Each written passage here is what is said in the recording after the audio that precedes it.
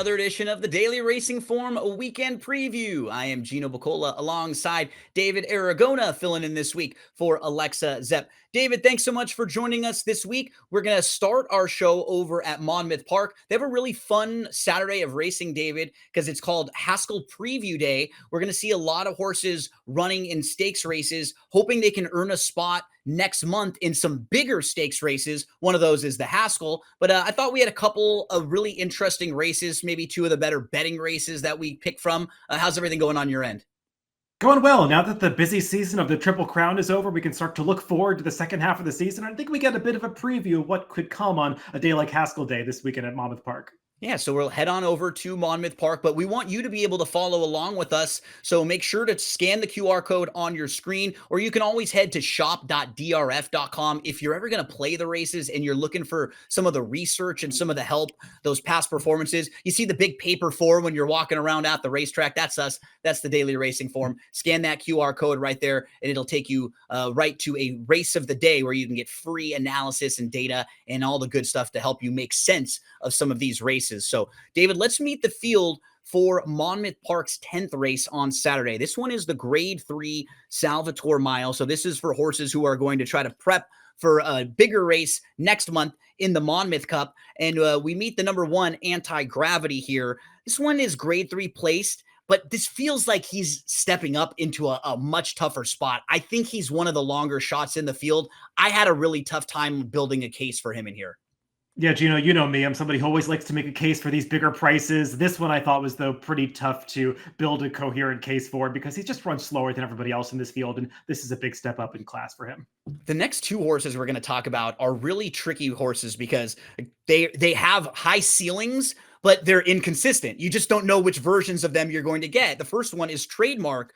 He had a really big win at the end of 2023. But since then, he's kind of been in and out. He hasn't really put that together, but he has a few races that would certainly be good enough to win this. They've given him a layoff now. He's had about 7.5 months off. So the connections are hoping they can kind of start him over, get back to some of his better races. He's a little bit interesting, but I don't love him. At the right price, I could play him maybe if he floated up to like 10-1-ish.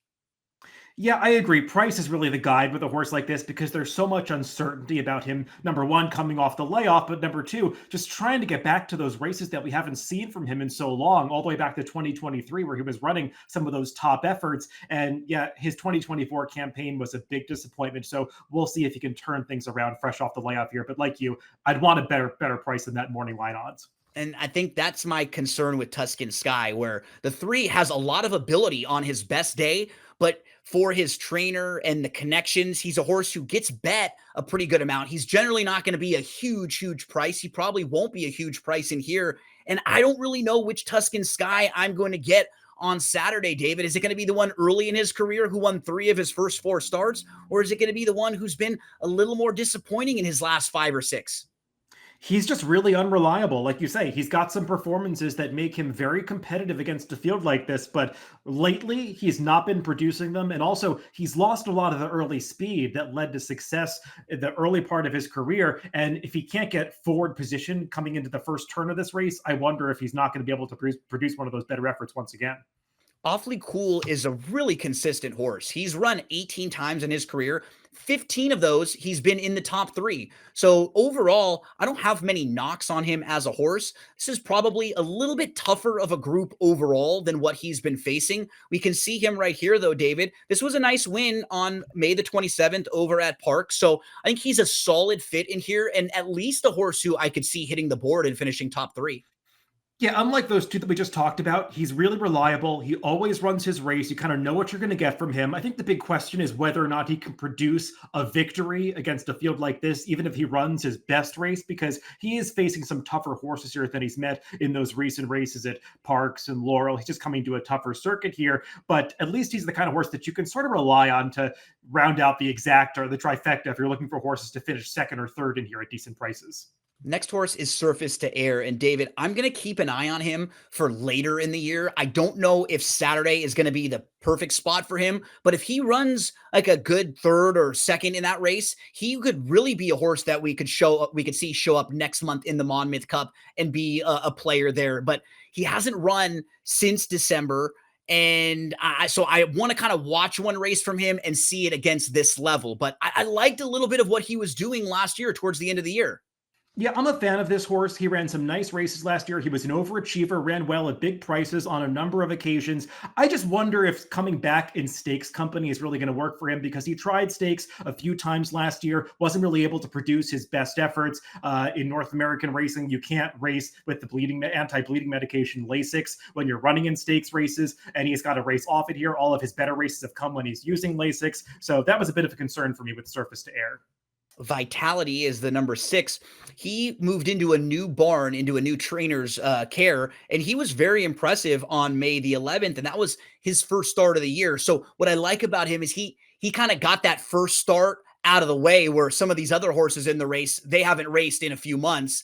I'm not exactly sure how good the horses he was beating were, but he certainly seems to be moving in the right direction for this barn. I think my major concern, David, as someone who actually likes this horse a little bit, at Monmouth Park, it's not really a racetrack that plays all that well for horses with his running style who want to come from deeper and are deeper closers. Monmouth generally is a track that plays better to horses who have early speed and who are close to the lead early. So while I think he's moving in the right direction, I am a little bit worried because the pace projector, you can see, has him towards the back of the pack early in this race.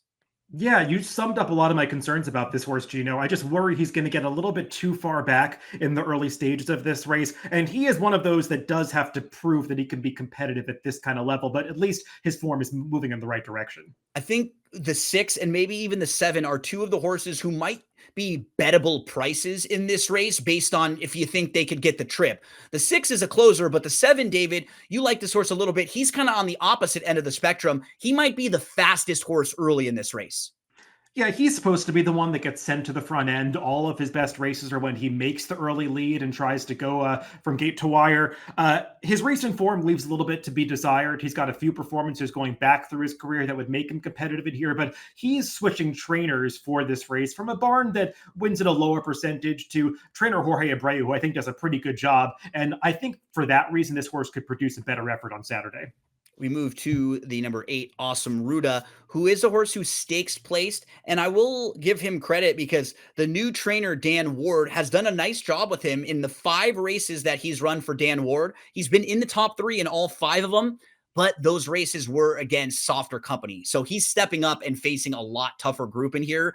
He's also going to be stretching out a little bit too. So maybe he's close up early, but I'm not sure if he's quite as good as some of the best horses in this field. Yeah, I think you can make the case that he's sitting on the best effort of the year so far because he's gotten those 2 prep races going shorter under his belt, and now he's stretching out. He's just doing so against a field that might be too tough for him. And we round out the field with the horse to beat, no doubt about it. Bishop's Bay has run 9 times in his career. He has 6 wins and 3 seconds. And we're going to watch a replay here of one of those wins, which was at Aqueduct. This was his most recent race, and this was actually his career best race when you're looking at some of the ratings and the speed figures. So, David, I think he's really solid in here. I don't have very many knocks on him. He's just not a very fun horse to bet from a gambling standpoint because he's going to be a really short price. He's been short prices in every start of his career. He's, I think, plus 120 on the morning line. I could see him going even shorter than that to odds-on territory, and that's implying that he's going to win this race 50 to 60, 70% of the time. And I don't know if I really believe that, especially given the fact that he's been put through some relatively soft races so far in his career. Now he's stepping up against a few horses that have actually shown some talent. So Bishop's Bay, for me, was the favorite I was looking to go against. Yeah, and we move to selections now. We both kind of set this race up similarly, where we put Bishop's Bay in the second spot. He's the most logical winner, but he's not the best bet in this race from a gambling standpoint. If you're looking to get a little value, David will go for a horse who he thinks is going to be towards the front. I'm going to go for a horse who will be more towards the back, needs a little bit of a setup, but he's moving in the right direction. So we'll take a quick break, but we'll stay at Monmouth Park. We'll move from race 10 to race 11, the Eatontown, up next.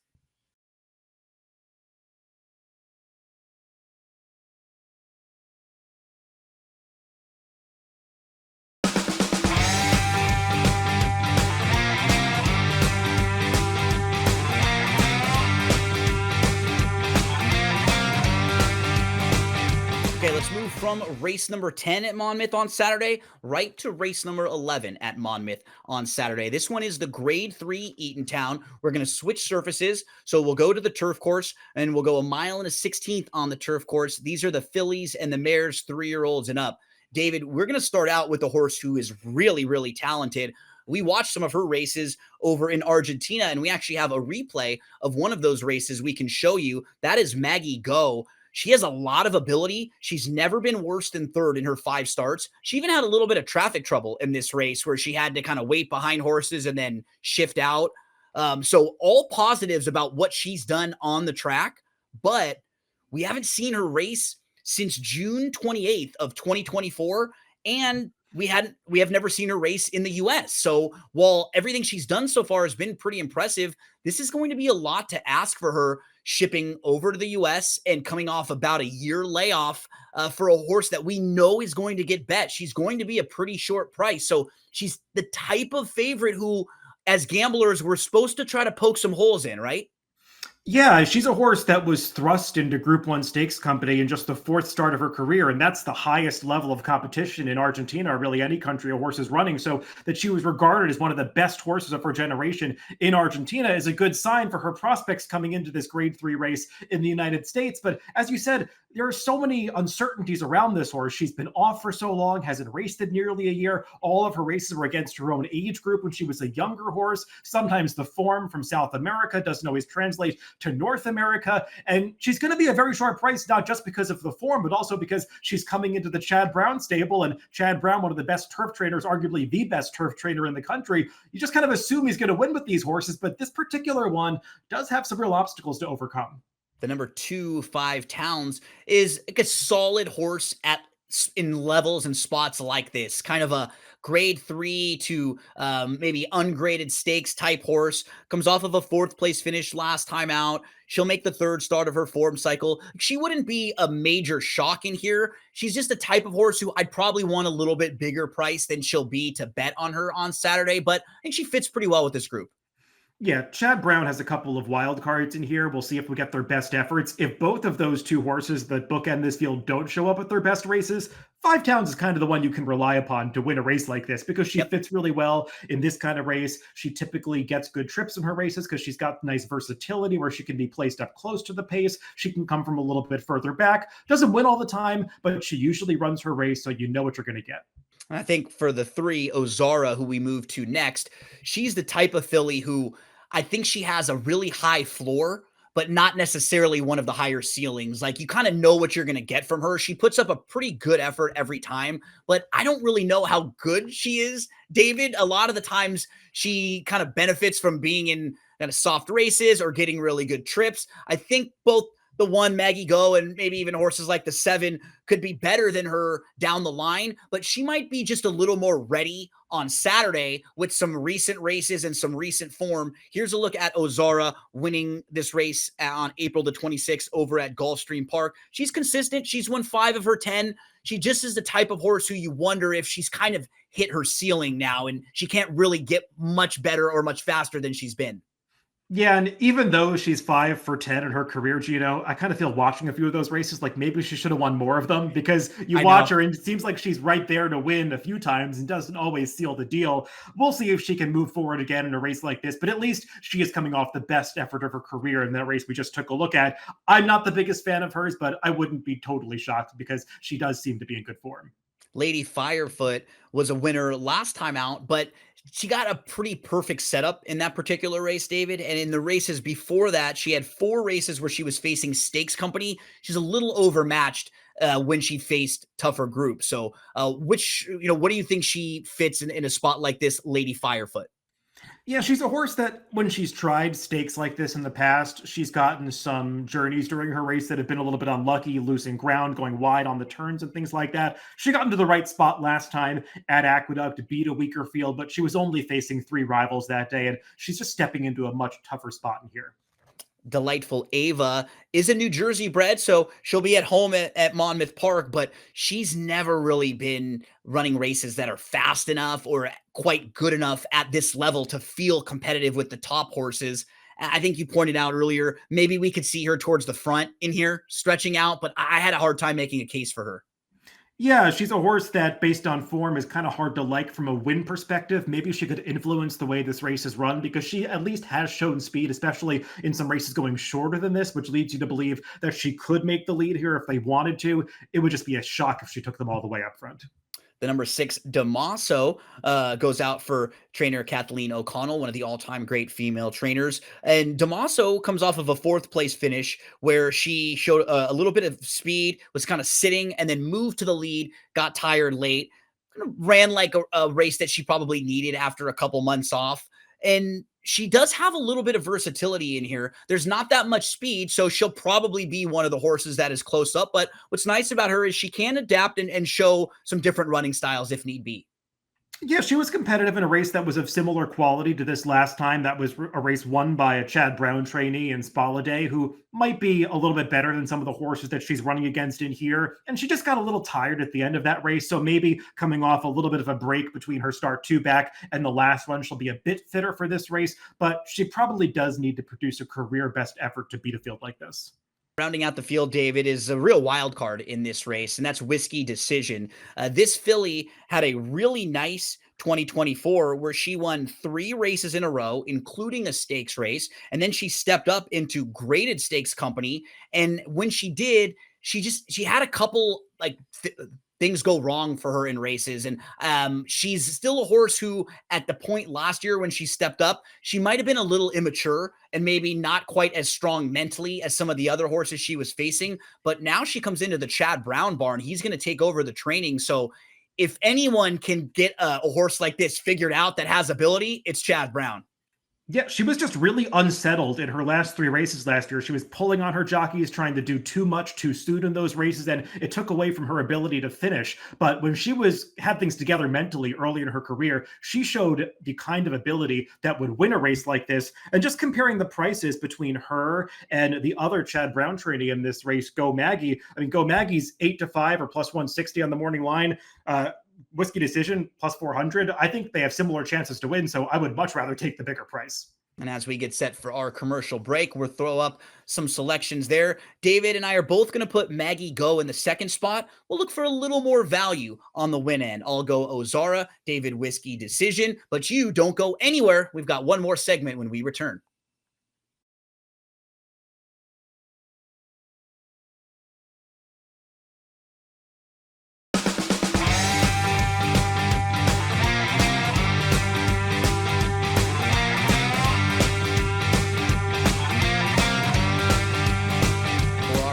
Segment, we're going to head on over to Churchill Downs, and not as much of a betting race particularly, David, but getting to show a very, very nice horse who's going to be making her return to the races. We're going to get to see the 2-year-old champion filly from last year, Immersive. She is 4 for 4. She won the Breeders' Cup Juvenile Fillies, but she has not raced since November. She'll be making her first start of the year now as a 3-year-old in the 5th race on Saturday at Churchill Downs. It's called the Monomoy Girl Overnight.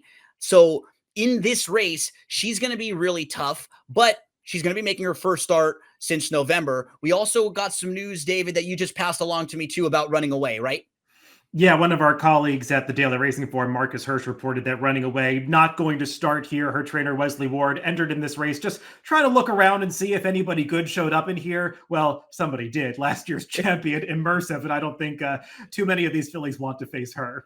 So it'll just likely be a field of 5 or even smaller showing up on Saturday. We kick things off with the 1 Princess Aaliyah, who is a stakes winner, but she's coming off of a couple really disappointing efforts in her last few. Off of that stakes win in April, she stepped up into graded stakes company, and when she's faced tougher horses, she's just been a little bit overmatched.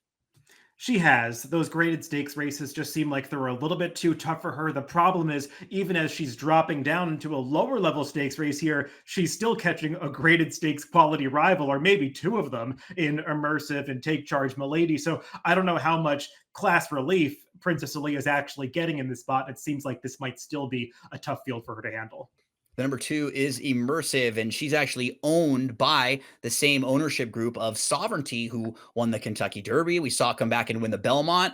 So they've had great success this year. And then how about her trainer, Brad Cox? He had the winner of the Kentucky Oaks, who had been undefeated up until just recently when she got defeated for the first time. So now she's no longer undefeated.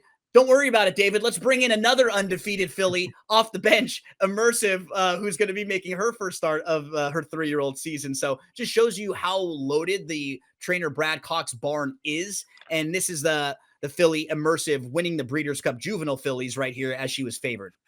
Yeah, Brad Cox had such a deep bench among that group of 2-year-old fillies last year. And even though Immersive was crowned the champion, I know there were a lot of people that felt that maybe she was the second or even the third best of his trio of top 2-year-old fillies last year. And, she did feel like she was kind of underrated, despite the fact that she won Yeah. this Breeders' Cup towards the end of last season. She went to the sidelines, reportedly had some bone bruising. They wanted to give her some time for all of that to heal. So now they're going to target a campaign in the second half of the season. And maybe Good Cheer, who was so good early on, is going to pass the baton to her Godolphin, Brad Cox trained stablemate and Immersive, because if she can take that step forward from 2 to 3, she still has a chance to be one of the best horses in her division. And I'm sure they'd love to start things off with a victory on Saturday.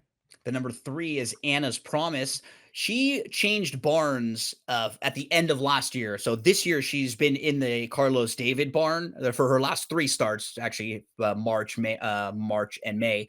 And she actually's really improved. I think she's been very good in those races since. She was 5th in the Kentucky Oaks, David, and she didn't really run poorly that day in a field of 13. So she does seem like she's moving in the right direction. She has a nice running style too, where she could sit pretty close, and she has some speed. I feel pretty positively about her as a horse overall, but she will be facing a couple other really serious rivals in here, like the 2 Immersive and even to the outside with Take Charge Milady.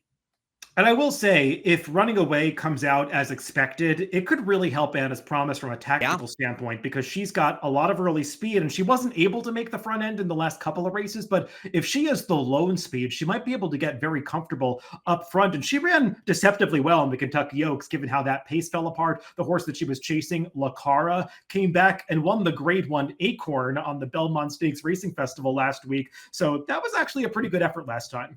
Minnesota Money is the 4. She comes off a win, but she's going to really have to step up, David, based on what she's been doing to compete with a horse like Immersive or Take Charge Milady. Yeah, she's just very tough to make a case for. She did win going 2 turns on the dirt last time, but it was against basically a group of turf horses, or those that wanted to run on the grass, and just got rained onto the dirt course. I would not be shocked to see a really good effort from Take Charge My Lady, because this was a filly who, moving into the Kentucky Oaks, she had some small physical issues. I think they said there was a quarter crack, which is kind of comparable to like a hangnail. So she didn't go into that race with everything going well. And then in that race, it was a wet track. I think we can be forgiving about it. She should bounce back with a lot better effort in this smaller field here. So what do you think about Take Charge My Lady? Yeah, she looks a little unreliable at first glance, but as you say, she's had some issues that have been excuses for her poor efforts. I think the one negative with her, Gino, is that with less speed in this race, she is a horse that probably is going to need a little bit of help to close from towards the back of the pack, and she might not get it in here. Yeah, she may not get the setup, and she might be the second choice in here. So we wish you the best of luck this weekend, wherever you're playing the races all over. Make sure you head to shop.drf.com before you do.